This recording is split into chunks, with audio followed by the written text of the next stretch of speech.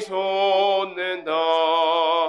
고난도 슬픔도 이기게 하시었고 영원의 이때여 살아가게 하소서.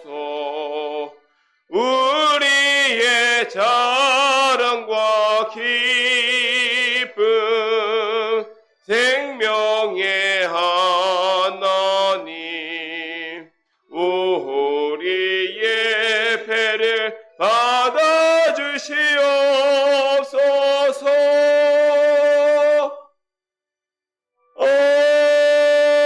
아멘. 이 시간 성시 교독문 46번 함께 교독하시겠습니다. 내 영혼아 여호와를 송축하라. 여호와 나의 하나님이여.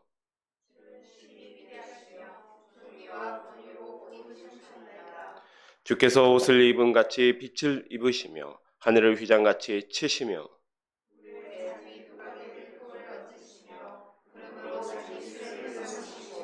바람 날개로 다니시며 바람을 자기 사신으로 삼으시고 불꽃으로 자기 사역자를 삼으시며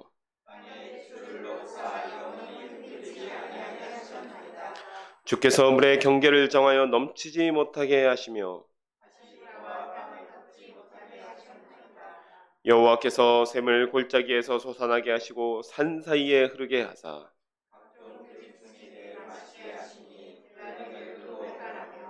공중의 새들도 그 가에서 깃들이며 그가 그의 누각에서부터 산에 물을 부어 주시니 주께서 하시는 일에 결실이 땅을 만족시켜 주는도다. 아멘. 시간 사도신경으로 우리의 신앙을 고백하도록 하시겠습니다. 전능하사 천지를 만드신 하나님 아버지를 내가 믿사오며 그 외아들 우리 주 예수 그리스도를 믿사오니 이는 성령으로 잉태하사 동정녀 마리아에게 나시고 본디오 빌라도에게 고난을 받으사 십자가에 못 박혀 죽으시고 장사한 지 사흘 만에 죽은 자 가운데서 다시 살아나시며 하늘에 오르사 전능하신 하나님 우편에 앉아 계시다가 저리로서 산자와 죽은 자를 심판하러 오시리라. 성령을 믿사오며 거룩한 공회와 성도가 서로 교통하는 것과 죄를 사하여 주시는 것과 몸이 다시 사는 것과 영원히 사는 것을 믿사옵나이다. 아멘. 자리에 앉아주시기 바랍니다. 이 시간은 찬송 569장 함께 찬송하시겠습니다.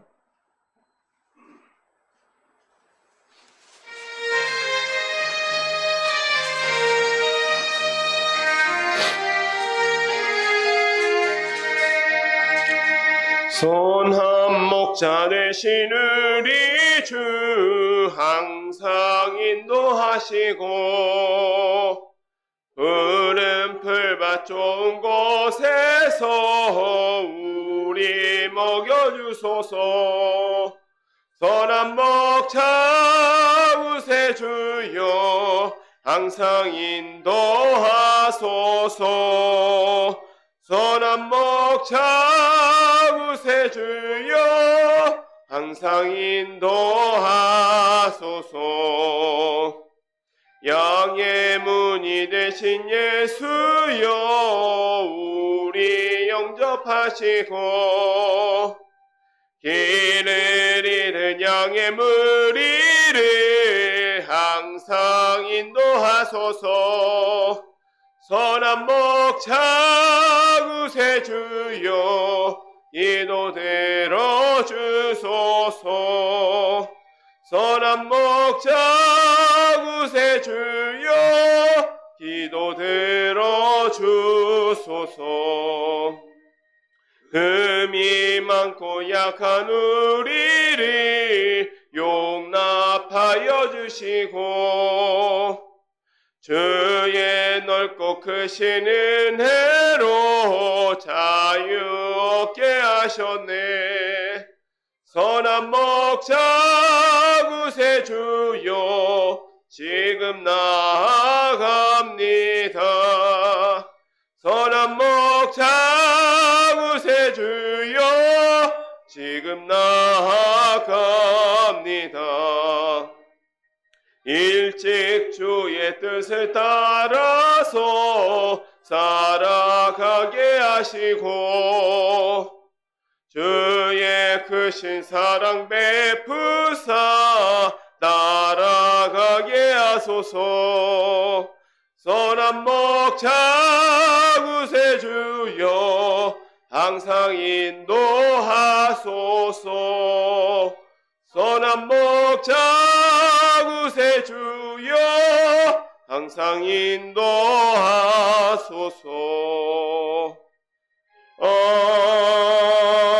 아멘. 이 시간 우리를 대표해서 박예빈 간사님 나오셔서 기도 인도해 주시겠습니다.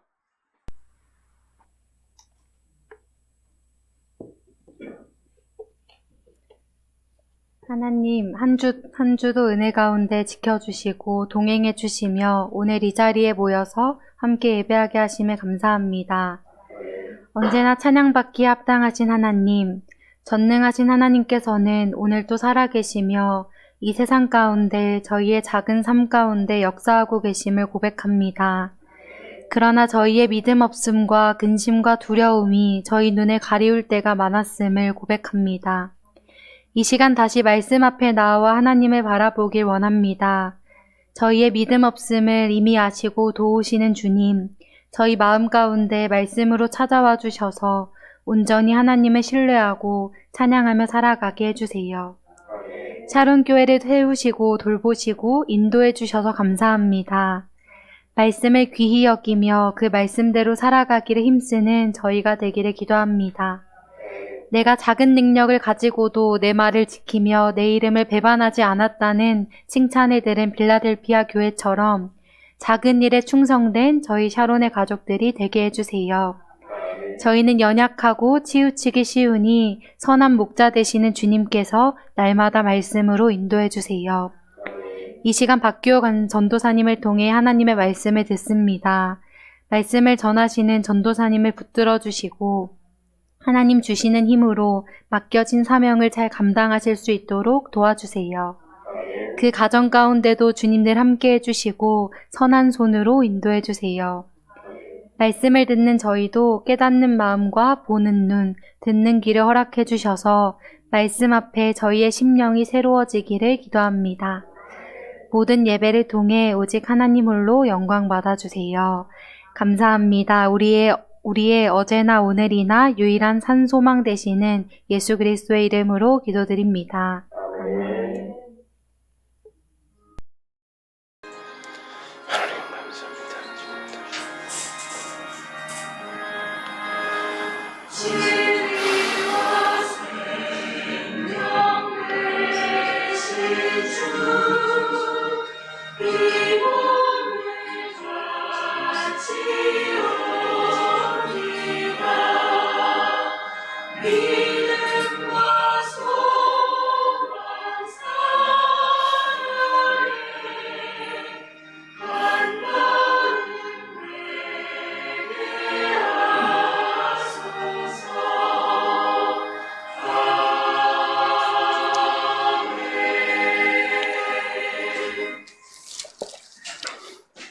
오늘 우리에게 주신 하나님의 말씀은 스가랴서 11장 4절에서 11절 말씀입니다.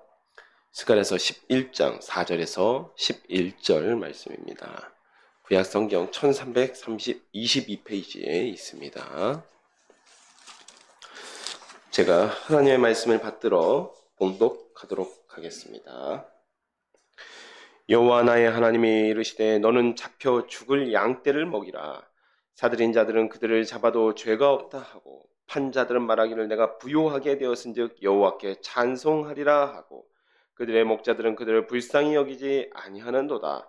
여호와가 말하노라 내가 다시는 이 땅 주민을 불쌍히 여기지 아니하고 그 사람들을 각각 그 이웃의 손과 임금의 손에 넘기리니 그들이 이 땅을 칠지라도 내가 그들의 손에서 건져내지 아니하리라 하시기로 내가 잡혀 죽을 양떼를 먹이니 참으로 가련한 양들이라. 내가 막대기 둘을 취하여 하나는 은총이라 하며 하나는 연합이라고 양떼를 먹일세. 한 달 동안에 내가 그 세 목자를 제거하였으니 이는 내 마음에 그들을 싫어하였고 그들의 마음에도 나를 미워하였음이라.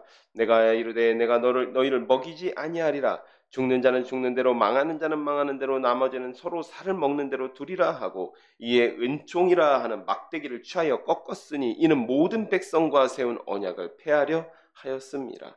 당일에 곧 폐함에 내 말을 지키던 가련한 양들은 이것이 여호와의 말씀이었던 줄 알지라. 아멘. 제가 기도하고 말씀을 나누도록 하겠습니다. 하나님 아버지 감사드립니다. 오늘도 이렇게 귀한 날을 주시고 주님을 예배하는 자리로 저희를 불러 모아 주시니 감사드립니다. 주님, 이제 주의 말씀을 듣고자 합니다. 저에게 깨닫는 마음을 주셔서 주님의 말씀을 듣고 깨달아 또 그것들을 삶 가운데 살아내게 하여 주시옵소서. 예수님의 이름으로 기도드립니다. 아멘. 지난주에 저희가 성전 공사가 진행되던 중에 성전 공사 2년 차에 금식일을 묻고자 온 이스라엘 백성에게 답변하신 하나님의 말씀을 들었습니다. 이 5월의 금식일은 성전이 불탄 것을 슬퍼하는 날, 이스라엘의 국치를 슬퍼하는 날이라고 했죠. 그래서 10월의 금식은 이스라엘 예루살렘이 포위된 날, 그 다음에 4월의 금식은 성벽이 뚫린 날, 5월의 금식은 성전이 불탄 날, 그 다음에 7월의 금식은 총독이 죽은 날. 이렇게 해서 4번의 금식일이 있었습니다. 다 이스라엘의 국치일에 해당되는 날이었죠. 그런데 이스라엘 백성들이 성전이 어느 정도 2년 정도 됐으면 4년간 지었기 때문에 2년 정도 됐으면 최소한 이제 골조 정도 올라가고 어느 정도 이제 성전의 외관이 드러날 쯤 아니겠습니까? 그러다 보니까 이 선지자를 찾아와서 선지자님, 내년에 저희가 이전에 하던 대로 5월의 금식, 성전이 불탄 날을 슬퍼하던 그 금식일을 지켜야 될까요? 라고 질문했다라는 것이죠. 그때 선지자 스가랴를 통해서 전하신 하나님의 말씀은 어디 그 금식이 나를 위한 금식이냐? 너희를 위해서 슬퍼했던 것 아니냐? 그러니까 그 금식은 나와는 상관이 없고 내가 진짜로 원하는 것은 내 말을 들어라. 내 말에 순종을 해라. 율법을 지켜라 라고 하는 것이었죠. 그러면서 마지막에 가서는 하나님께서 이렇게 말씀하십니다. 그리고 이제는 내가 그 이스라엘의 국치를 슬퍼하는 금식일이 아니라 그 금식일이 변하여 축제의 날이 되주게 하겠다라는 말씀이 이 스가랴서 7장과 8장에 기록되어 있었습니다. 그리고 나서는 이제 9장과 10장에서는 평화의 왕, 평강의 왕, 샬롬의 왕이라고 했죠. 이사야서에도 언급되었던 그 샬롬의 왕으로 오실 메시아를 예언합니다. 평강의 왕으로 오시는 메시아께서는 자신을 믿고 영접하는 자에게 샬롬을 베푸시며 구원을 베풀어 주시지만 그렇지 않은 자들에게는 심판하시는 분이십니다. 그런데 여기 사실은 저희가 살펴본 이 9장, 10장 그리고 사실은 11장까지가 한 덩어리의 내용이에요. 그래서 11장은 약간 분위기가 다릅니다. 그리고 12장부터 또 14장까지가 한 덩어리의 메시아 예언이라고 볼 수가 있습니다. 우리가 함께 살펴보면서 많은 은혜가 있으시기를 축복하겠습니다. 11장인데요. 오늘은 일단은 11장 1절부터 또 읽도록 하겠습니다. 레바노나 내 문을 열고 불이 내 백향목을 사르게 하라. 내 잣나무여 곡할지어다. 백향목이 넘어졌고 아름다운 나무들이 쓰러졌음이로다. 바산의 상수리 나무들아 곡할지어다. 무성한 숲이 엎드려졌도다. 목자들의 곡하는 소리가 나며 그들의 영화로운 것이 쓰러졌음이로다. 어린 사자의 부르짖는 소리가 나며 이는 요단의 자랑이 쓰러졌음이로다. 하고 지금 오늘 본문을 14절까지 읽었기 때문에 15절부터 다시 읽도록 하겠습니다. 여호와께서 내게 이르시되 너는 어리석은 목자의 기구들을 빼앗을지니라. 11절까지 읽었기 때문에 12절부터 읽도록 하겠습니다.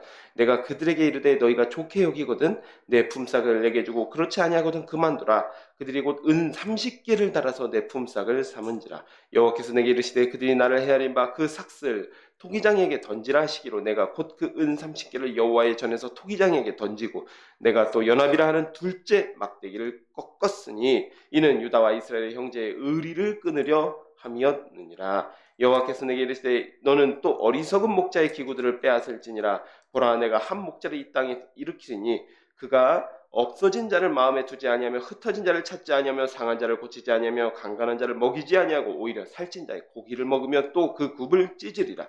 화 있을진저 양떼를 버린 못된 목자여 칼이 그의 팔과 오른 눈에 내리리니 그의 팔이 아주 마르고 그의 오른쪽 눈이 아주 멀어 버릴 것이라 하시니라.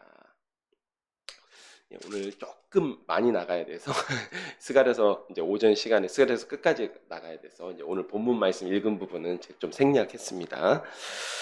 근데 11장 같은 경우가 약간 난해함이 있는 구절이에요. 왜 그러냐면 일단 분위기는 하나님께서 심판을 선언하시는 것 같거든요. 그렇죠? 그런데 또 여기서 레바논과 바산이라는 지명이 등장합니다. 근데 레바논과 바산은 엄밀하게 이야기했을 때 이스라엘 영내는 아니죠. 레바논은 이스라엘 북쪽에 있고 바산 같은 경우에는 이제 여호수아 시대에는 바산을 이제 점령한 적도 있긴 하지만 정확하게 이야기해서는 요단강 서편에 있는 땅이 바산입니다. 그래서 주로 목축이 잘 되던 땅이다. 또 초목이 무성하던 땅이다. 이렇게 설명드린 적이 있어요. 그래서 대표적으로 바산의 암소다 하면 아주 특출나게 튀어나온 품질이 있는 암소를 바산의 암소 같다라고 하는 경구가 있을 정도로 바산이 기름진 땅이었죠. 그런데 여기 보면 레바논이 불로 그 백향목을 사르고 또 바산의 상수리 나무들이 곡한다라고 했는데 이 이야기는 이 이스라엘 땅에 심판이 임한다라고 하는 이야기입니다. 정확하게 레바논과 바산을 두고 하신 말씀이 아닙니다. 그래서 이것들을 어떻게 볼 수 있냐면 3절에 보면 목자들이 곡하는 소리가 난다. 그리고 어린 사자의 부르짖는 소리가 있다라고 있습니다.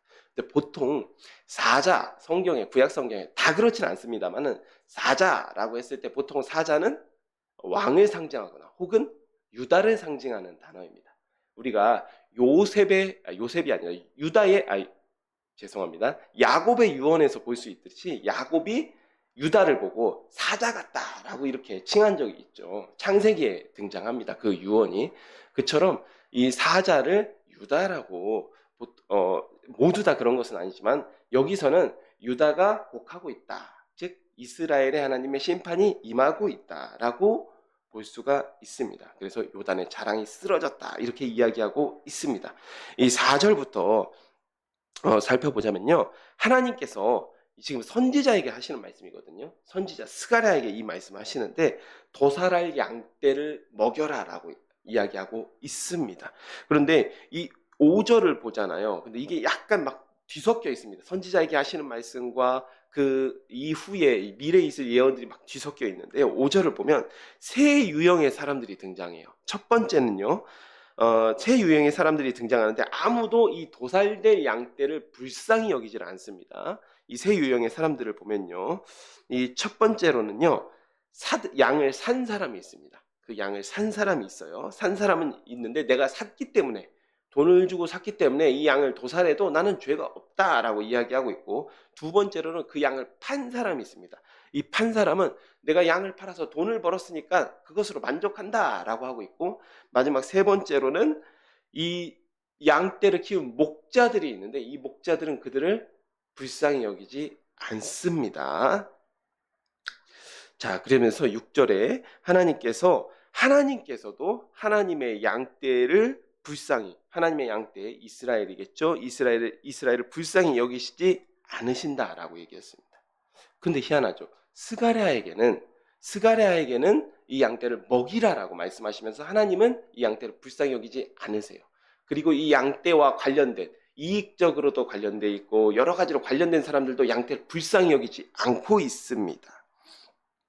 지금 이 상황을 머리에 좀 담아두시기 바랍니다. 하지만 양을 먹이는 일만은 지금 성실하게 하라고 스가랴 선지자에게 명령하셨다라는 것이죠. 자, 7절에 그 양떼를 먹일 때 하나님께서 이렇게 먹이셨다라고 이야기합니다. 막대기 둘을 가지고 양을 치는 막대기죠. 이 막대기 둘을 가지고 양을 치는데 하나의 이름은 은총이라고 하고 있고 다른 하나의 이름은 연합이라고 하고 있습니다. 은총과 연합이라는 막대기로 이스라엘이라는 양떼를 하나님께서 치셨다라고 말씀하시고 있는 것입니다. 이 8절을 보면요. 하나님께서 양떼를 잘 돌보지 여기지 않고 불쌍히 여기지 않았던 새 목자들, 여기서는 5절에서 등장하는 새 유형의 사람들을 이야기하는 것 같습니다. 이 새 목자들을 제거한다라고 말씀하십니다. 여기서 보면 이 세 목자들이 이스라엘의 지도자들이라는 것을 알 수가 있습니다. 그래서 9절에서 10절을 보면 하나님께서 더 이상 양떼를 먹이지 않으시고 양떼를 먹이는 일을 그만두시고 죽으라고 양떼를 내버려 두신 후에 은촉의 막대기를 꺾으십니다. 그 얘기는 더 이상 이스라엘에게는 은혜가 없는 것이죠. 하나님의 은혜가 그쳐진 것입니다. 꺾으신 후에 그리고 언약이 깨지는 것, 언약이 파기되었다라는 것을 선포하십니다. 언약이 파기되었다라고 선포하십니다. 자, 보면 여기 지금 이 과정이 처음부터 끝까지 일괄적으로 시간의 흐름에 따라서 나와 있지 않아요. 그렇기 때문에 약간 난해할 수가 있습니다. 근데 끝까지 보면 이게 이해가 됩니다. 자, 보면 스가랴서 2장 8절에 이런 구절이 있었습니다. 하나님께서 이스라엘 백성을 범하는 자, 이 이스라엘이 포로에서 돌아온 이스라엘을 이야기합니다. 이때 이스라엘은 포로에서 돌아온 이스라엘에 대해서 이 이스라엘 백성을 범하는 자는 하나님의 눈동자를 범한 것 같이 여기시겠다라고 말씀하신 적이 있습니다. 즉 하나님께서 포로에서 돌아온 이스라엘에 대해서 하나님이 돌보시고 은혜를 베풀어 주시고 그 다음에 남왕국과 북왕국을 연합하게 하셨던 그 은혜가 이제는 깨졌다라고 하나님께서 선언하고 계시는 거예요. 그러한 은혜를 거두시고 이스라엘을 망하도록 내버려 두시는, 유기하시는 그 말씀이 여기까지 지금 진행이 되고 있는 것입니다. 아직까지는 왜 하나님께서 은혜를 거두시는지 그 이유가 나오지 않습니다. 또 은총의 막대기를 꺾이시기까지 하나님께서 왜 도살될 양떼를 먹이셨는지 그 이유도 나오지가 않아요. 그런데 이 12절부터 지금 그 이야기가 나오는데 여기서 보면 명백하게 메시아에 대한 예언, 예수 그리스도에 대한 예언이라는 것을 우리가 알 수가 있습니다.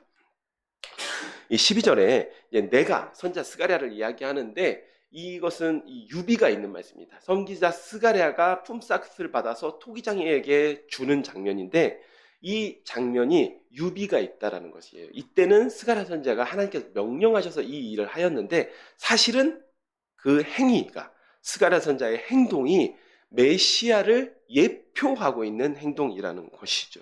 그래서 여기서 스가랴가 양떼를 먹인 것에 대한 품삯을 요구하자 30개를 줍니다. 보통 30은 이 노예를 거래할 때 사용하는 단위죠. 30. 건강한 남자 노예를 거래할 때 30으로 거래를 합니다. 그리고 나서 하나님께서 그 품삯을 토기장이에게 주라, 던지라라고 명령하십니다. 그래서 스가랴가 은을 토기장에게 던집니다. 그리고 나서 연합이라고 하는 두 번째 막대기가 꺾이게 됩니다. 언약이 완전하게 파기되었다라고 하는 것입니다. 이 토기장의 밭에 던지는 일은 메시아의 고난을 의미한다라는 것을 알 수가 있습니다. 왜냐하면 이 시간이 없기 때문에 다 읽지는 않겠습니다. 제가 말씀드리는데 마태복음 27장 3절에서 10절 혹시라도 이제 어디 이렇게 적으실 수 있는 분들은 적어 보셨으면 좋겠는데 이 부분을 보면 예수님께서 유다가 예수님을 은 30에 팔죠. 은 30에 팔고 나서 은 30에 팔고 나서 그 은을 유다가 그리고 나서 어떻게 하죠? 이 죄책감에 사로잡혀서 목을 맵니다. 목을 메고 나서 목을 메기 전에 이 은 30을 다시 대제사장과 그 은 30을 준 사람들에게 던집니다. 던져주고 와서 자기는 목을 매죠. 목을 매는데 이 사람들이 이거는 이 핏값으로 산 돈이기 때문에 이거 받을 수가 없다 해서 이 대제사장들이 어떻게 하냐면 이 30으로 은 30으로 토기장이의 밭을 삽니다. 그리고 나서 거기서 이제 나그네의 무덤으로 만들었다라고 하는 기록이 있는데 그것에 대한 예표입니다. 그것에 대한 예표를 이야기하고 있습니다. 즉 그런데 이 마태복음 27장 딱 보잖아요. 그러면 여기서 선지자 예레미야의 글대로 이렇게 기록되어 있어요. 근데 여기서 예레미야가 아니에요. 예레미야가 아니고 스가랴를 이야기합니다. 스가랴 지금 11장 12절을 이야기하는 말씀입니다. 그래서 예레미야의 이 예언이 성취되었다라고 마태복음에서는 그렇게 이야기하고 있는데 정확하게는 스가랴서의 예언이 성취된 것입니다. 제가 한 가지 수정해드리고 이렇게 다시 예배가 끝나고 난 다음에 한번 읽어보시면 좋을 것 같습니다. 네, 그래서 여기서 이 도살당할 양떼를 그러면 어떻게 우리가 볼 수 있냐면 AD 70년에 주후 70년도에 이 예루살렘이 로마의 티투스 장군에 의해서 함락이 됩니다. 함락이 되고 성전도 불타버리고요. 그리고 나서 많은 이 학살이 일어나게 됩니다. 즉 도살될 양떼는 그 전까지 예수님께서 참 목자이시죠. 예, 이 선지서에 여러 번 예언되었던 참 목자이신 예수님께서 오셔서 자기 양떼, 자기 백성을 정말 성실하게 먹이셨다는 겁니다. 성실하게 먹이셨는데 결국 어떻게 됐냐? 이스라엘의 지도자, 새 목자라고 표현된 이스라엘의 지도자들은 자기 양떼에는 아무 관심이 없어요. 그 양떼로부터 얻을 이득에만 관심이 있는 겁니다. 그리고 그 양떼들조차도 참 목자를 배척하는 겁니다. 그리고 나서 은삼십에 팔리게 되는 것이고, 예, 참 목자가 십자가에 돌아가시게 되시죠. 죽임을 당하시게 되십니다. 그러므로 인해서 참 목자가 십자가에 돌아가게 되심으로 인해서 예수님께서는 그 전까지는 이스라엘 백성을 위해서 하나님의 언약을 실현하기 위해서 은총과 연합이라는 막대기로 이스라엘을 향해서 사역하셨지만 예수님께서 돌아가신 다음에는 이제는 이스라엘과 관련된 언약은 파기되는 겁니다. 이스라엘과 관련된 언약은 파기되고 이 뒷부분에 이제 스가랴서 뒷부분에 계속해서 나오는데 이방까지도 그 은혜의 언약이 확장되어감을 이 스가랴서 말씀을 통하여서 지금 계속해서 말씀하고 있습니다. 이 부분은 이제 뒤에 가서 살펴보도록 하겠습니다. 즉 10장까지는 구원하시는 메시아에 대해서 말씀하셨다면 11장에서는 고난당하는 메시아에 대한 예언입니다. 그래서 15절 이하는 참 목자를 버리게 한, 여기서 이제 한 목자를 세우겠다라고 했을 때 보통 한 목자는 예수님을 이야기하는 건데 여기서 말한 한 목자는 예수님 같지 않습니다. 왜냐하면 여기 어리석은 목자예요. 이 목자를 보면, 이 목자에 대한 설명을 보면 어리석은 목자입니다. 그래서 여기서 한 목자는 어떤 특정한 인물이라기보다는 예수님을 흩어진 자를 찾지 않고 없어진 자를 마음에 두지 않고 상한 자를 고치지 않고 강한 자를 먹이지 않고 살찐 자의 고기를 먹고 그 굽을 찢는다. 예수님의 사역과 반대죠. 예수님은 이름 한 마리, 잃어버린 한 양을 찾으시고 상한 자를 고치시는 분이십니다. 즉 결국 하나님께서 이 어리석은 목자를 심판하십니다.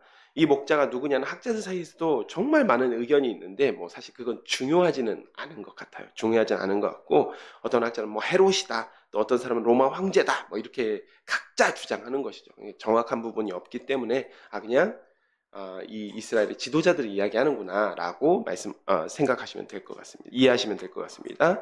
그래서 이런 어리석은 목자들을 착취하던 이 어리석은 목자들이 착취하던 양떼가 참 목자이신 예수님을 버렸다라고 하는 말씀입니다. 12장으로 지금 넘어갈 텐데요. 다시 12장은 예루살렘의 구원에 대한 예언인데 이 부분은 이 부분은 이제 약간 종국사적 종말과도 연결되어 있기도 하고요. 그런 부분들이 있으니까 한번 찬찬히 우리가 살펴보도록 하겠습니다. 12장 먼저 1절부터 9절까지 보도록 하겠습니다. 이스라엘에 관한 여호와의 경고의 말씀이라. 여호와 곧 하늘을 펴시며 땅에 터를 세우시며 사람 안에 심령을 지으시니가 이르시되 보라. 내가 예루살렘으로 그 사면 모든 민족들에게 취하게 하는 잔이 되게 할 것이라. 예루살렘이 예워싸일 때 유다에까지 이르리라. 그날에는 내가 예루살렘을 모든 민족에게 무거운 돌이 되게 하리니 그것을 드는 모든 자는 크게 상할 것이라. 천하 만국이 그것을 치려고 모이리라. 여호와가 말하노라. 그날에 내가 모든 말을 쳐서 놀라게 하며 그 탄자를 쳐서 미치게 하되 유다 족속은 내가 돌보고 모든 민족의 말은 쳐서 눈이 멀게 하리니 유다의 우두머리들이 마음속에 이르기를 예루살렘 주민이 그들의 하나님 만군의 여호와로 말미암아 힘을 얻었다 할지라. 그날에 내가 유다 지도자들을 나무 가운데 화로 같게 하며 곡식단 사이에 횃불 같게 하리니 그들이 그 좌우에 어선 모든 민족을 불사를 것이요 예루살렘 사람들은 다시 그 본 곳 예루살렘에 살게 되리라. 여호와가 먼저 유다 장막을 구원하리니 이는 다윗의 집의 영광과 예루살렘 주민의 영광이 유다보다 더하지 못하게 하려 함이니라. 그날에 여호와가 예루살렘 주민을 보호하리니 그 중에 약한 자가 그날에는 다윗 같겠고 다윗의 족속은 하나님 같고 무리 앞에 있는 여호와의 사자 같을 것이라. 예루살렘을 치러 오는 이방 나라들을 그날에 내가 멸하기를 힘쓰리라. 아멘. 먼저 1절에 하나님께서 열방에 대한 심판과 함께 이스라엘의 구원에 대한 예언을 지금 선포하시는 중인데, 그것을 하기 전에 창조주로서 심판하신다라는 점을 분명하게 드러내고 있습니다. 이 부분들, 제가 하나님에 대한 호칭, 또 하나님께서 그 예언의 대상을 호칭하는 것에 대해서 굉장히 중요하다라고 말씀드린 적이 있는데, 여기서 하나님께서 본인을 창조주로서 심판하신다라는 것을 분명하게 드러내고 있어요. 특히 어떤 부분이 있냐면 이 2절에 1절에 보면 사람 안에 심령을 지으신 이가, 이 표현은 좀 중요해요. 왜 그러냐면 우리가 보통 하나님의 창조를 이야기할 때 어디까지 이야기하죠? 흙으로 사람을 지으셨다. 그래서 아담, 여기서도 이제 사람이라는 말이 아담인데 아담이 아다마, 흙이라는 단어에서 왔습니다. 그래서 이 흙으로 사람을 지으셨다라고만 이야기하고 많은 경향이 있는데, 사실은 하나님의 창조의 영역은요, 우리의 영혼에까지 있습니다. 우리의 영혼에까지 있습니다. 그래서 하나님께서 이 흙으로 지으신 사람 안에 이 바람을 불어넣으시니 그것이 생령, 루아흐를 불어넣으시니 생령, 네페시 하야라고 하는 살아있는 존재가 되었다라고 되어 있는데, 이 우리 사람의 영혼 역시도 하나님께서 창조하셨다라는 말씀입니다. 여기서 분명하게 하나님께서 말씀하고 있습니다. 즉 우리가 하나님인 영이시니 할 때의 영은 영혼을 이야기하는 게 아니에요. 육적인 존재, 한계가 있고 이 죽음을 앞두고 있는 육적인 존재가 아니라 영원하신 존재, 창조자이시다라는 의미에서 하나님은 영이시니라고 말씀하시는 거고, 인간의 영혼을 이야기할 때는 하나님께서 창조하신 피조물을 이야기하는 것입니다. 그래서 그 부분을 하나님께서 지금 말씀하고 계세요. 그래서 사람 안에 지으신 심령은 루아흐, 즉 영을 이야기합니다. 영혼을 이야기합니다. 그래서 하나님께서 사람의 육체와 영혼을 모두 창조하셨다라고 말씀하십니다. 그리고 12장 1절에서는 그것을 말씀하시는 것이고, 온 세상과 사람의 모든 것을 창조하신 이가 말씀하신다라고 지금 이야기하고 있는 것이죠. 2절에서 3절은 하나님께서 이스라엘을 이방이 취하게 하는 잔이 되게 한다. 그리고 무거운 돌이 되게 하신다라고 말씀하시죠. 취하게 하는 잔은 아주 빈번하게 등장하는 그 심판의 도구로서 은유적으로 빈번하게 등장하는 표현이죠. 그래서 심판의 도구로서 선지서에 굉장히 자주 등장하는 표현인데, 유다를 열방을 심판하는 잔이 되게 하겠다, 심판의 도구로 사용하시겠다라고 말씀하십니다. 그래서 6절에 나무 가운데 화로, 곡식 땅 가운데 횃불, 즉 주변을 모두 다 태워버리겠죠. 곡식 땅 가운데 횃불이 있어요. 그러면 순식간에 그 곡식단을 태워버리겠죠. 그것처럼 이 유다를 통해서 하나님께서 열방을 심판하시고 멸하시겠다라는 말씀입니다. 10절 이하 다시 보도록 하겠습니다. 내가 다윗의 집과 예루살렘 주민에게 은총과 강구하는 심령을 부어주리니 그들이 그 찌른 바 그를 바라보고 그를 위하여 애통하기를 독자를 위하여 애통하듯 하며 그를 위하여 통곡하기를 장자를 위하여 통곡하듯 하리로다. 그 나라 예루살렘에 큰 애통이 있으리니 무깃도 골짜기 하다드 림몬에 있던 애통과 같을 것이라. 온 땅 각 족속이 따로 애통하되 다윗의 족속이 따로하고 그들의 아내들이 따로하며 나단의 족속이 따로하고 그들의 아내들이 따로하며 레위의 족속이 따로하고 그들의 아내들이 따로하며 시므의 족속이 따로하고 그들의 아내들이 따로하며 모든 남은 족속도 각기 따로하고 그들의 아내들이 따로하리라. 네. 참 죄송합니다. 이제 7절을 얘기를 안 했네요. 7절에 열방을 심판하실 때 또 유다의 장막을 먼저 구원하신다라는 말씀입니다. 그리고 다윗의 집의 영광과 예루살렘 주민의 영광 유다보다 더하지 못한다라는 말은, 그 전까지는 다윗의 집, 다윗 왕조는 왕이었기 때문에 보통 보통의 일반적인 백성들보다는 영광이 더했겠죠. 근데 그런 것들이 이제는 없는 것입니다. 그리고 이 말씀은 구원하시는 때 다윗의 집이라고 하여도 특별히 더 영광을 받지는 못한다라는 이야기죠. 왜냐하면 8절, 그때는 약한 자도 다윗 같겠고 약한 자도 다윗 같겠고, 하나님께서 구원하시는 그때, 하나님께서 심판하시는 그때가 되면 약한 자도 다윗 같습니다. 다윗 족속은 하나님 같고 여호와의 사자 같게 됩니다. 하나님께서 유다 족속 한 사람을 강하게 하셔서 특별히 다윗의 집이라고 더 영광받지 않고 하나님께서 열방을 멸하시는 또 심판하시는 그 도구로서 사용됩니다. 하나님께서 다윗의 집과 예루살렘 주민에게 은총과 간구하는 심령을 부어 주십니다. 10절이죠. 여기서 간구하는 심령은 성령을 의미하는 거예요.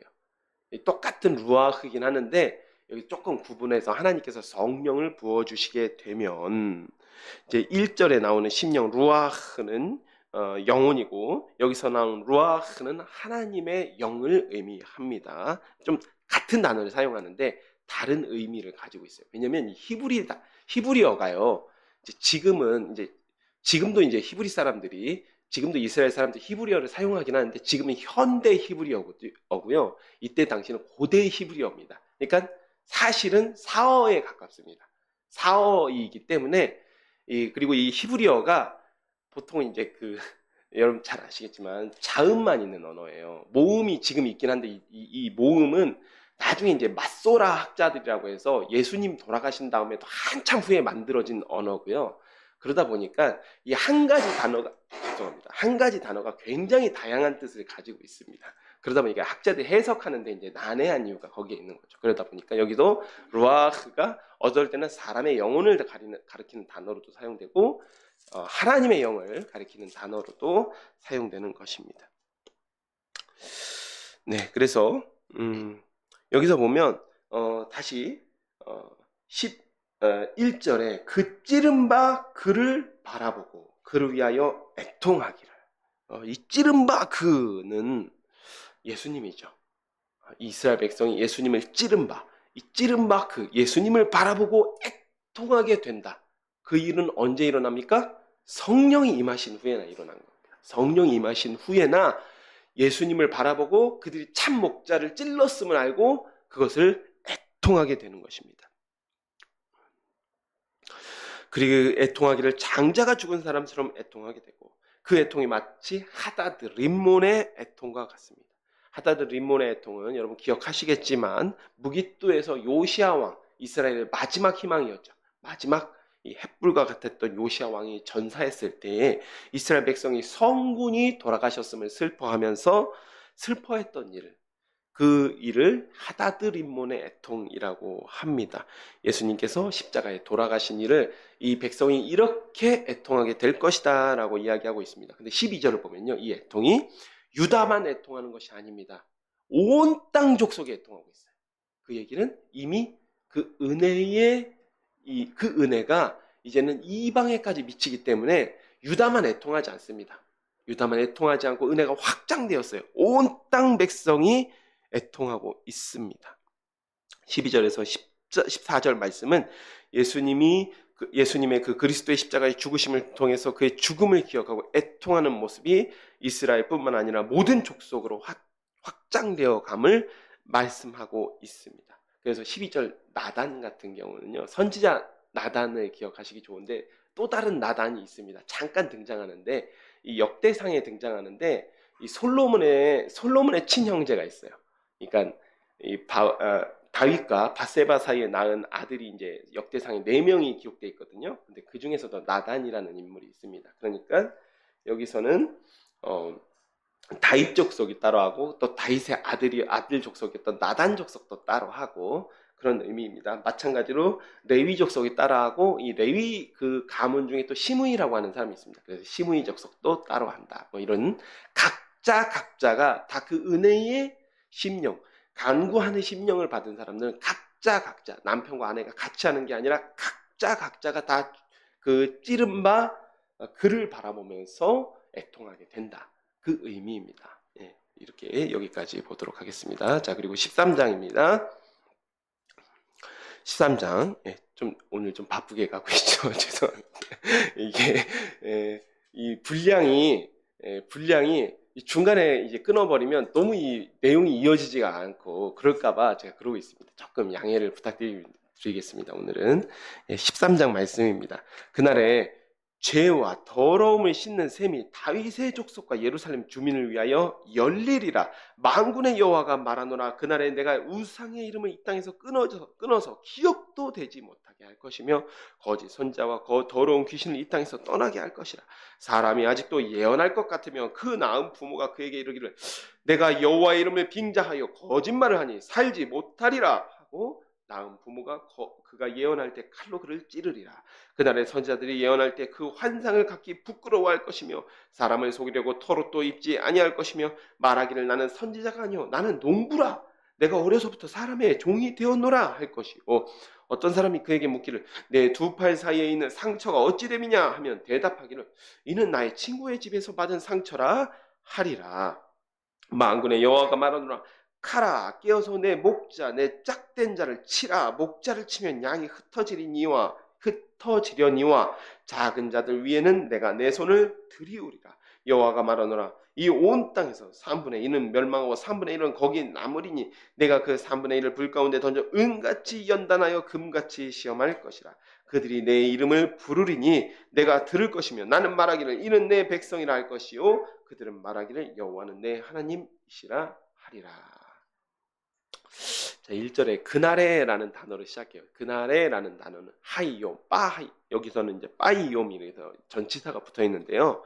하나님께서 작정하신 특정한 날을 의미합니다. 앞에 나오는 말과 연결되어 있을 수도 있고 그러지 않을 수도 있어요.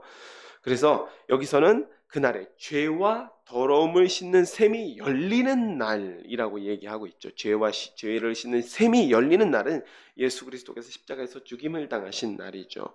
그래서 다윗 족속과 예루살렘 주민의 죄가 씻겨집니다. 사도행전 1장 8절을 보면요. 복음이 어떻게 전해지죠? 복음이 전해지는 과정할 때 처음에는 예루살렘과 온 유대와 사마리아와 땅 끝까지 일단은 그 은혜를 처음으로 받게 되는 사람들은 일단은 예루살렘 사람들입니다. 그리고 나서 온 유대로 확장되고 사마리아, 이제 사도행전 8장에서 사마리아로 확장되고 이제 9장 이상에서는 이제 온 세상까지도 확장되는 역사를 기록한 게 사도행전이죠. 그래서 먼저는 이 유대와 예루살렘의 이 은혜가 전해집니다. 그리고 나서 2절에 발생하는 일이 참 하나님께서 오셨기 때문에 우상 숭배가 그치게 된다라는 의미입니다. 참 하나님이자 참 사람이신 예수 그리스도께서 위대한 구원의 사역, 구속의 사역을 이루셨 날입니다. 그렇기 때문에 우상과 귀신이 떠나게 되는 것이죠. 그래서 3절 이하의 말은 이게 비유로서 지금 이야기하고 있는 건데 철저하게 우상 숭배를 회개하게 된다라는 의미죠. 그래서 사람이 아직도 예언한다 이 말은 이 표현은 무슨 말이냐면 일반적인 선지자를 이야기하는 게 아니에요. 보통 우리가 예수님 이후에도 사도행전까지도 교회에서는 선지자 직분이 있기는 있었습니다. 근데 여기서 나오는 선지자는요, 그러한 선지자들이 이야기하는 것이 아니라요, 일반적으로 거짓 선지자 나오죠. 예레미야서에 거짓 선지자들 나오죠. 값을 가지고 돈을 받고 예언하는 사람들, 이런 사람들이 얘기하는 겁니다. 그래서 그러한 선지자가 예언할 때는 그들의 부모라도 결단코 용서하지 않는다. 그런 거짓 선지자, 박수나 무당 같은 자들 결단코 용서하지 않는다.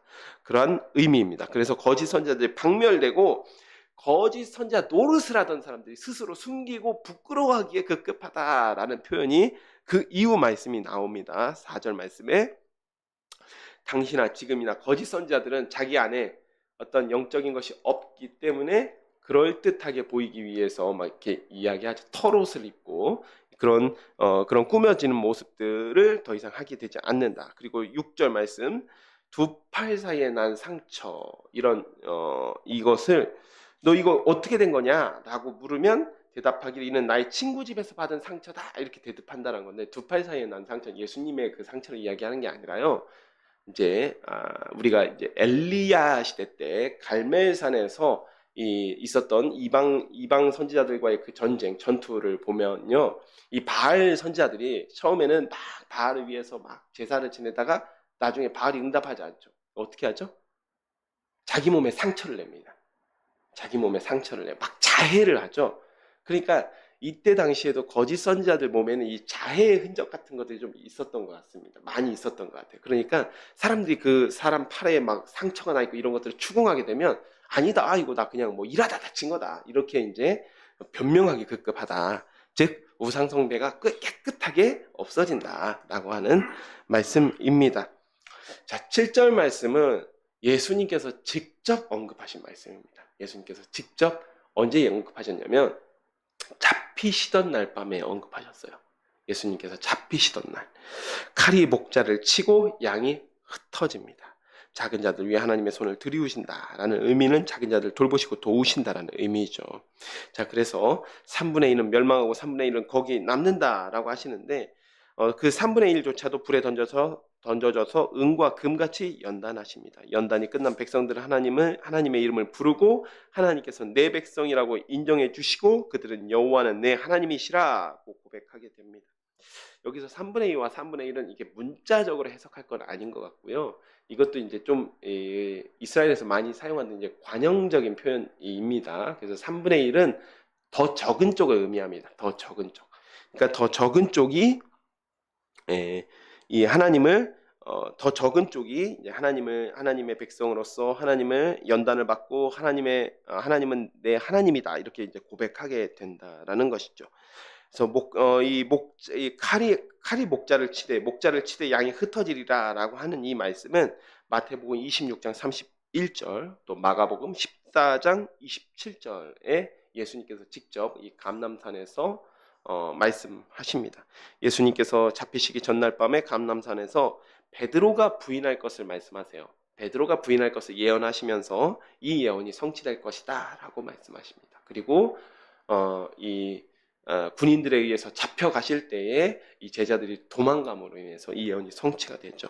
예수님께서 체포되고 나서 이 예언이 성취가 됩니다.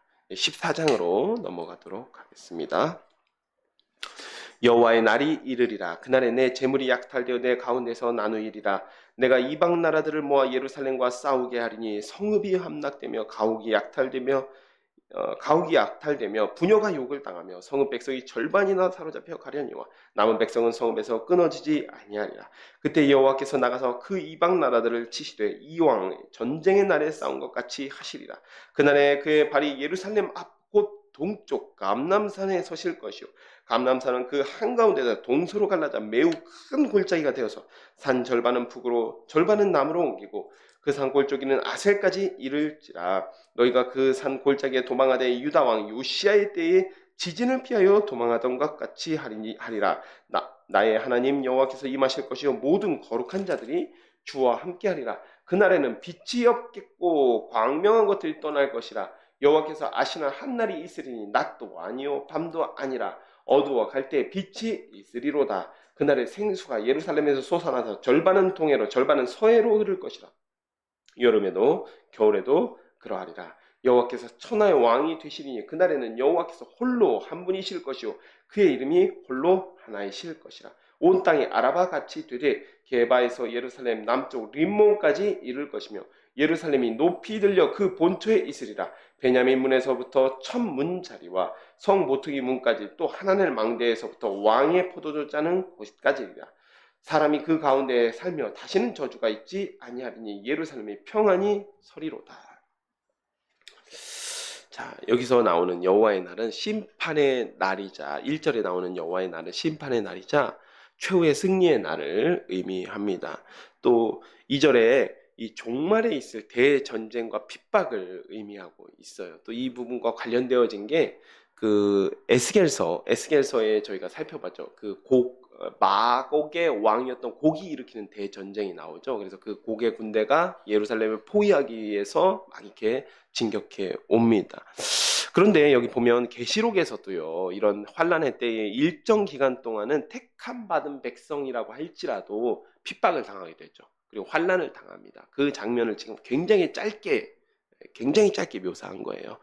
그렇지만 때가 되면 여호와께서 나가서 싸우시게 됩니다.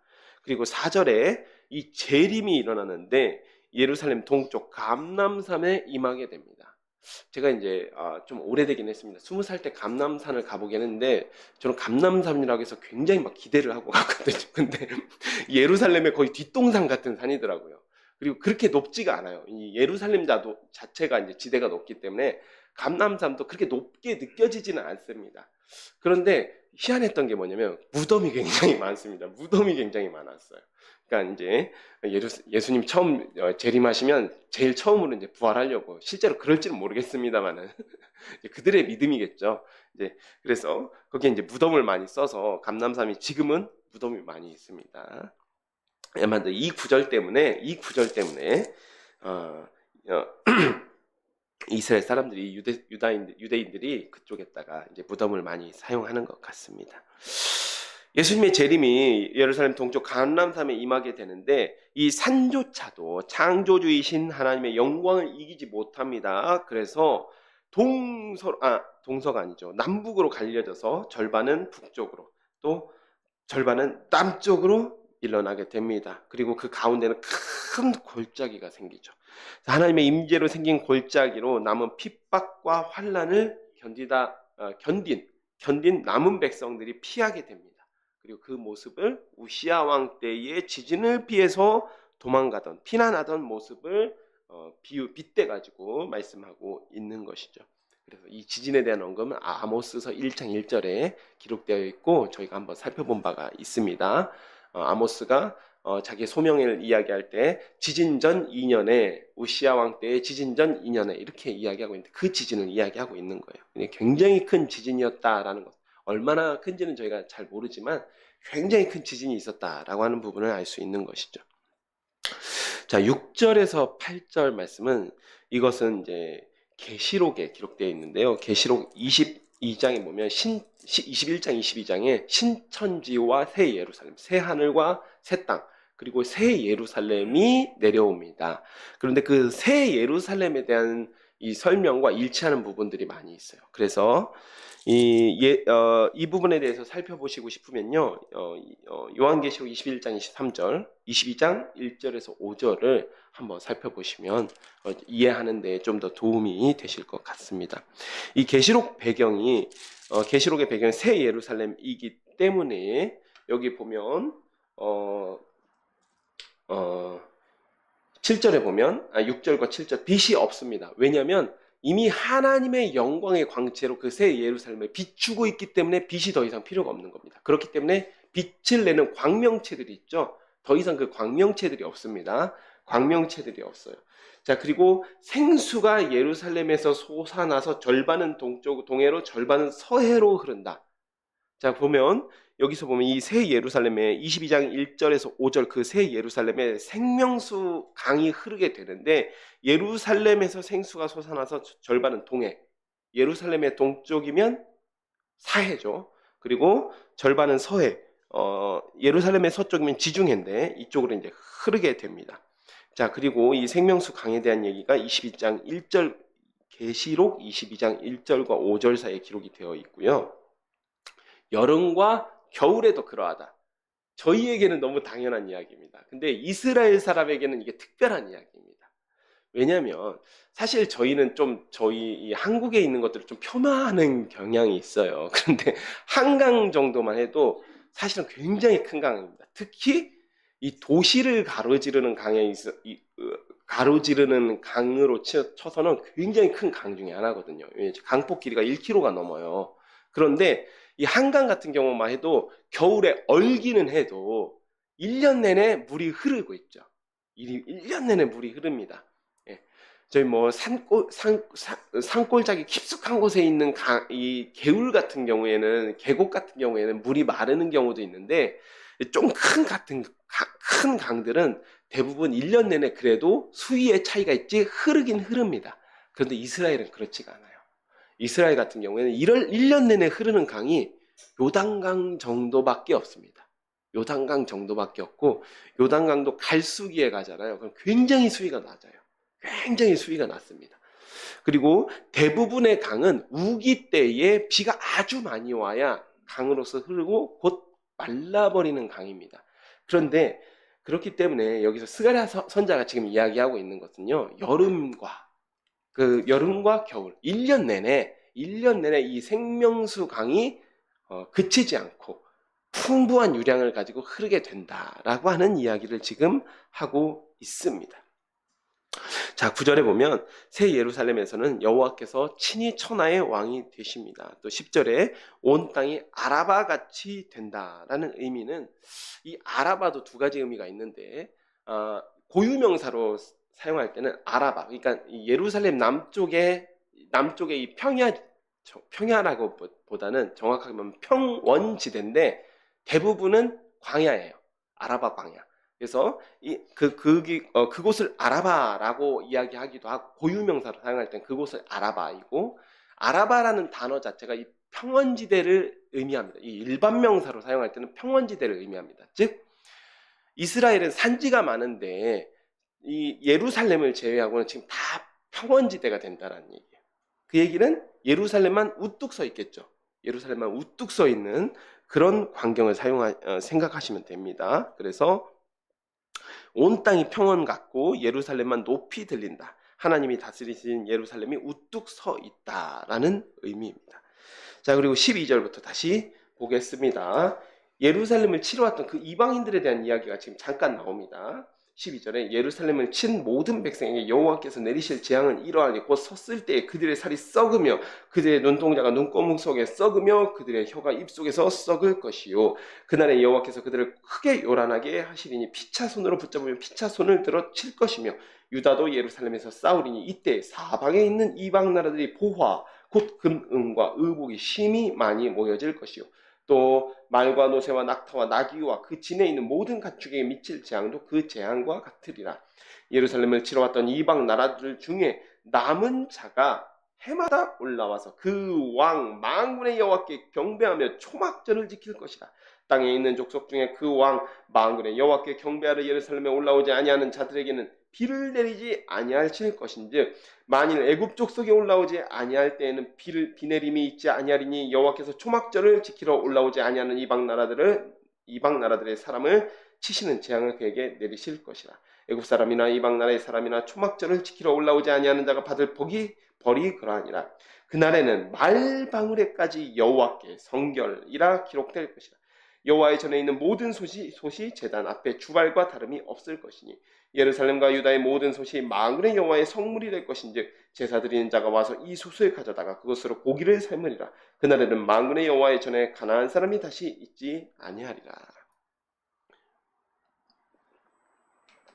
예루살렘을 대적하러 치러 왔던 이방 나라의 선체로 살이 썩는 재앙을 당합니다. 이 13절과 14절을 보면 에스겔서 38장과 39절 마곡의 왕 곡이 일으킨 최후의 전쟁이 떠오르게 됩니다. 에스겔서에서도 곡의 군대가 하나님의 심판을 받고 하나님 심판으로 막 멸망합니다. 불이 떨어지고 막 우박이 떨어지고 하면서 멸망하는데 그 중에 하나가 이제 내분도 일어나요. 그래서 그렇게 내분으로 멸망하는 것이죠. 또 전쟁을 뒤처리하는 과정에서 유다와 예루살렘이 엄청난 전리품을 얻게 됩니다. 본문 13절과 14절은 그러한 전쟁의 과정을 매우 요약해서 이야기하고 에스겔서는 38장과 39장에 걸쳐서 이야기하고 있는 것입니다. 16절에 예루살렘을 대적한 이방인 중에도 남은 자가 있어요. 남은 자가 있습니다. 그리고 이들이 하나님을 예배하게 됩니다. 이들이 초막절을 지키게 되는데 주일은 율법을 낭독하는 날, 매 면제년 초막절은 율법을 낭독하는 날이면서 광야에서 인도하심을 받은 이스라엘 백성 인도하신 하나님을 기억하는 절기이죠. 초막절 예배를 드리기 위해서 이방인들이 올라오고 있습니다. 이러한 절기를 지키러 예루살렘에 오게 된다라는 의미는 그들도 하나님의 백성이 되었다라는 의미죠. 그리고 17절과 19절 이 말씀 좀 중요한데 보시면 여호와를 경배하지 않는 족속에게는 비를 주시지 않는다라는 구절이 있습니다. 이 구절 왜 중요할까요? 자, 새 예루살렘이 임하기 전에, 즉 하나님의 날, 여호와의 날이 임하기 전에 이방인들에게 하나님께서 비를 주실까요, 안 주실까요? 너무나 당연한 질문이지만 지금 이제 장마철이지만 우리 믿는 사람 밭에만 비가 내리는 게 아니죠. 저희 집에만 비가 오고 그러면 안 되겠죠. 모든 사람에게 비를 주십니다.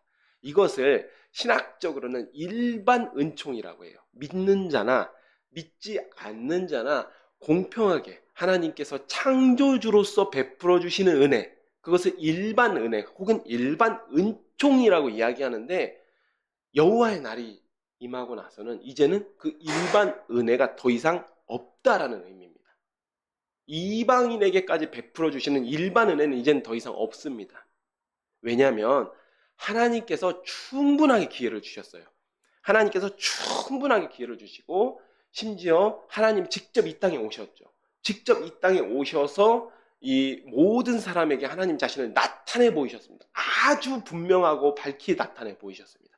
그리고 시간을 충분하게 주셨어요. 언제까지요? 하나님께서 다시 임하실 때까지. 그렇기 때문에 하나님께서 다시 임하신 후에는 더 이상 일반 은총이 없는 것입니다. 일반 은총이 없어요. 그 전까지는 불신자에게도 하나님께서 빛을 주시고 비를 주시고 햇빛을 비춰 주셨습니다. 불신자나 신자나 가리지 않고 모두에게 주시는 하나님의 은혜였습니다. 이것과 반대되는 것은 이제 특별 은총, 특별 은혜라고 이야기하는데, 예수 그리스도를 통해서 믿는 자들에게만 베풀어 주시는 은총, 구원의 은혜, 또 구원을 통하여서 받는 우리가 누리는 그런 기쁨들, 희락들, 이런 것들이 이제 특별 은혜라고 할 수 있죠. 하지만 새 예루살렘 임한 후에는 하나님께서 불신자에게까지 동일하게 베풀어 주시던 일반 은총을 거두어 가십니다. 일반 은총을 주시는 이유는 그것을 통하여서 하나님을 너희들이 알아야 된다. 내가 창조주임을, 내가 하나님임을 너희들이 깨달아야 된다라는 의미로 일반 은총을 모든 사람에게 보편적으로 은혜를 주셨는데, 기회를 충분히 주었음에도 불구하고 깨닫지 못하니까 이제는 거두어 가시는 것이죠. 그리고 나서 공의대로 심판하십니다. 자, 20절에 그날에는 말 방울에까지 여호와께 성결이라고 기록되어 있는데, 여호와께 성결이라는 이 문구는 제사장의 관에 매단 순금패, 제사장 이 관에 머리에 쓰는 관모에 이 중앙에 이 순금패가 여호와께 성결이라고 하는 그 순금패가 매달려 있습니다. 그런데 제사장 관에만 새기던 문구를 말방울, 굉장히 귀한 물건은 아니겠죠? 굉장히 일상적으로 사용하는 물건, 굉장히 흔하게 사용했던 물건, 또 어떻게 보면 속된 물건에까지 기록해 놓았다는 의미는 이제는 성과 속의 구분이 사라졌다라는 겁니다. 거룩한 것과 속된 것의 구분이 사라져서 모든 것이 다 하나님께 드려진 것이고, 모두가 다 하나님의 백성이기 때문에 모든 것이 다 거룩해졌다라는 의미입니다. 그렇기 때문에 이제는 그 주발 그리고 솥도 이 하나님께 드려진 지성물이라고 하죠. 그 제물을 삶는 솥 그리고 일반적인 솥의 구분이 사라지는 겁니다. 구분이 사라지고 모든 것이 다 거룩해지는 것이죠. 예수님께서 우리의 대제사장이 되어주셨기 때문에 거룩하고 속됨의 구분이 사라지는 것입니다. 즉 1절에 여호와의 날 이후에는 새 예루살렘의 모든 것이 거룩해지는 모습을 스가랴 선지자가 거기까지 보았습니다. 거기까지 보고 예언을 마치고 있습니다. 사랑하는 샤론의 가족 여러분, 오늘 좀 급하게 이제 말씀을 나누긴 했는데, 오늘 스가랴서의 메시아 예언, 마지막 예언까지도 함께 살펴보았습니다. 예수님께서는 이 선지자들이 예언한 참 목자로서 이스라엘 백성에게 오셨습니다. 하지만 불행하게도 이스라엘 백성은 그를 영접하지 않습니다. 깨닫지 못하죠. 그 거짓 목자들을 따라서 예수님을 배척하게 됩니다. 그러나 예수님께서는 도살당할 그 어린 양떼를 십자가에 달려서 못 박히실 때까지 아주 성실하게 돌보셨어요. 그리고 먹이시지요. 그 모습의 예표로서 이 스가랴 선자에게 하나님께서 그 모습을 그렇게 도살당할 양들을 먹이시라고 명령하십니다. 그것은 하나님께서 약속하신 언약을 이루시는 것이었습니다. 그러나 그들이 끝까지 예수님을 배척하고 십자가에 못 박음으로써 그들과 맺은 언약이 파기됩니다. 그리고 예수님께서는 은 30에 팔리시고 예수님을 판 돈은 토기장이의 밭을 사는 것으로서 성취가 됩니다.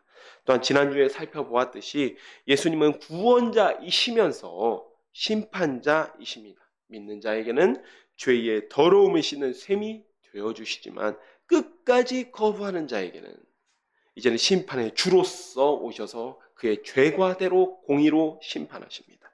그리고 예수님의 십자가의 죽으심을 통하여서 이스라엘 백성뿐만 아니라 이방인들도 애통하며 하나님의 백성으로 돌아오게 됩니다. 오늘 스가랴서에 기록된 예수 그리스도 메시아에 대한 말씀을 살펴보았습니다. 하나님께서는 스가랴 선지자를 통하여서 예언하게 하셨고 예수님을 통하여서 성취가 되었습니다. 물론 아직 성취되지 않은 부분이 있지요. 남아 있습니다. 메시아 예언은 구속자이시면서 심판자이신 하나님을 말씀하고 있습니다. 구약의 선지서에서 메시아에 대한 예언이 기록된 이유는 구약시대 이스라엘 백성의 역사가 하나님을 떠난 역사이죠. 하나님을 떠난 역사입니다. 그래서 어찌 보면 어떠한 측면에서 실패한 역사입니다. 하나님을 떠났기 때문에 실패한 역사이지만 결국 그 역사가 어떻게 완성되냐? 예수 그리스도를 통하여서 완성되기 때문입니다. 또한 그 예언의 성취가 구약시대처럼 이스라엘 백성에게만 머무는 것이 아니라 이방인인 우리에게까지 미치는 은혜의 말씀이 되었습니다. 우리가 하나님의 말씀을 배우고 읽고 또 이 진리의 말씀의 창념함에 있어서 착각하지 말아야 되는 사실은 하나님의 말씀을 읽을 때 그 목적이 지식을 얻는 것이 아닙니다. 지식은 교만하게 할 뿐입니다. 우리가 하나님의 말씀에 읽는 목적은 하나님의 마음을 읽기 위해서 하나님의 말씀을 읽는 것입니다. 하지만 그조차도 예수님을 통해서 이루어지는 것이에요. 우리가 우리의 지식으로는 하나님의 말씀을 올바르게 깨달을 수가 없습니다. 오직 성령께서, 애통하는 심령이신 그 성령께서 우리의 마음을 깨닫게 해주셔야 어리석은 우리가 하나님의 말씀을, 하나님의 마음을 읽는 데까지 깨달을 수가 있습니다. 결국 우리는 예수 그리스도 없이는 안 되는 존재입니다. 여전히 그렇습니다. 예수 그리스도 없이는 여전히 죽을 수밖에 없는 죄인이기 때문에 말씀을 좀 깨달았다고 해서, 말씀의 지식이 좀 쌓였다고 해서 교만해질 그런 요소가 전혀 없는 것이죠. 오직 겸손할 뿐입니다. 바울처럼 날마다 죽노라 라고 하는 고백을 할 수밖에 없는 것입니다. 그래서 말씀을 제대로 읽는 사람은 그리스도의 십자가 앞에서 겸손해집니다. 우리 모든 샤론의 가족들이 이와 같은 사람들이 되시기를 축복합니다. 말씀을 통하여서 자기 지식을 드러내고 자기를 드러내는 것이 아니라 그리스도의 십자가 없이는 나는 아무것도 아닙니다. 나는 아무것도 할 수 없습니다. 라고 고백할 수 있으면서 십자가 앞에서 오직 겸손하여지고 그 십자가 앞에서 매일매일 더 낮아지는 그런 샤론의 가족들이 되시기를 축복하며 제가 기도하고 말씀을 맺도록 하겠습니다. 기도하겠습니다. 하나님 아버지 참으로 감사드립니다. 오늘 스가랴서의 남은 부분을 살펴보았습니다. 하나님 스가랴서 남은 부분 가운데 참 목자이신 예수님께서 이스라엘 백성 가운데 오셨지만 그들이 거짓 목자들의 가르침을 따라서 예수님을 배척하고 예수님을 결국 십자가에 못 박았습니다. 하나님, 예수님은 십자가에서 못 박히심을 통하여서 우리를 구원하시는 하나님이시지만 또한 끝까지 십자가를 거부하고 복음을 거부하고 예수 그리스도를 거부한 자들을 심판하시는 심판의 주이시기도 하십니다. 주님, 그러한 예수님을 깨닫게 하여 주시옵소서. 또한 그러한 예수님을 통해서만 우리가 하나님께 나아갈 수 있음을 깨달으며 우리가 말씀의 지식을 조금 쌓았다고 해서 교만하지 않게 하여 주시고 오직 더욱 그 십자가 앞에 겸손하게 눈물로써 나아가는 우리 모두 샤론의 가족들이 되게 하여 주시옵소서. 예수님의 이름으로 기도드렸습니다. 아멘. 이 시간은 85장 함께 찬송하시면서 준비하신 예물을 하나님 앞에 올려드리도록 하겠습니다.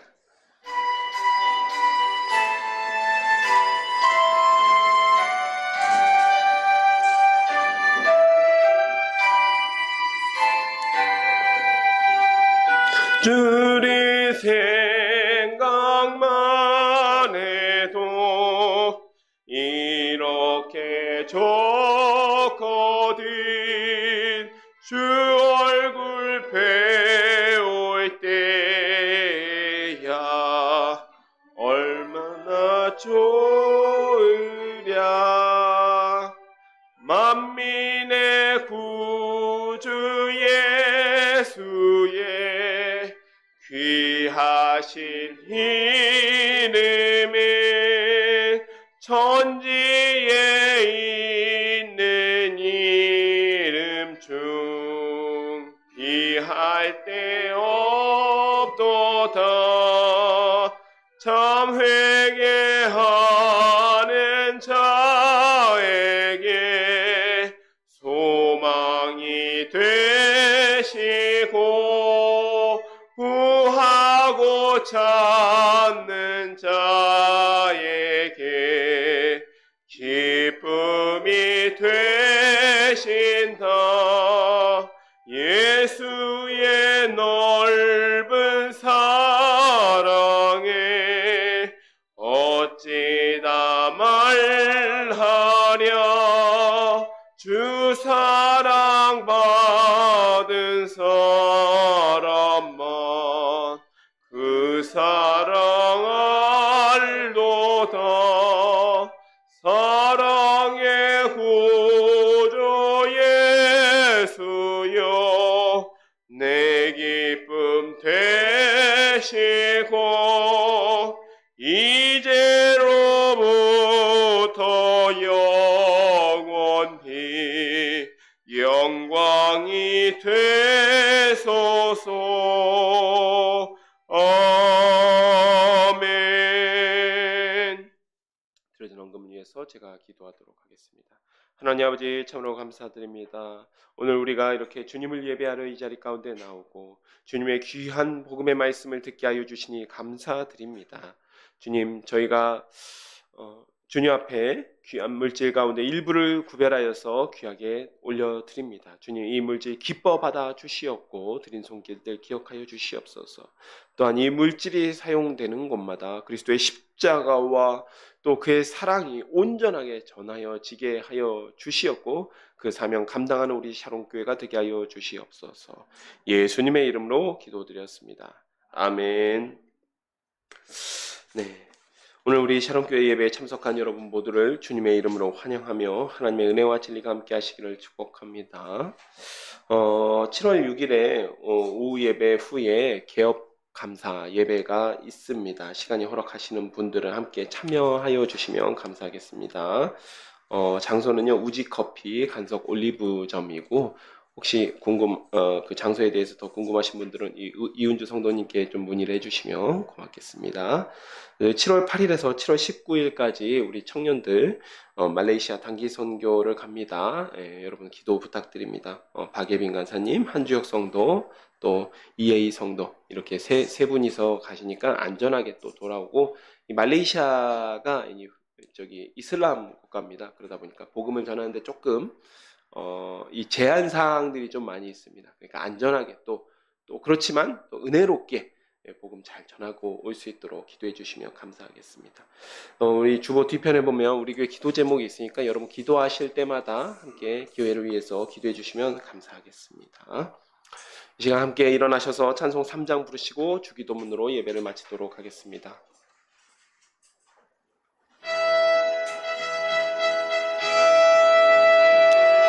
성부 성자와 성령 찬송과 영광 돌려 보내세. 대초로 지금까지 또 영원 무궁토록 성삼위께 영광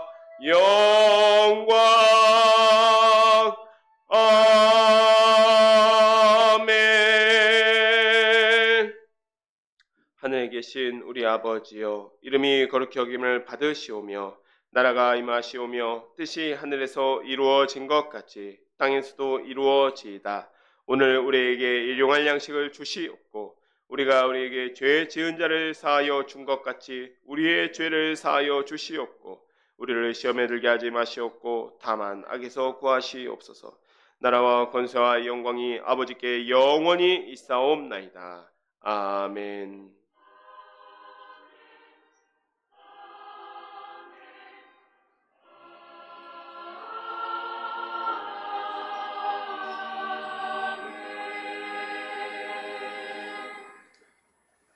네, 예배 마쳤습니다. 하나님께 영광과 감사의 박수 올려드리겠습니다.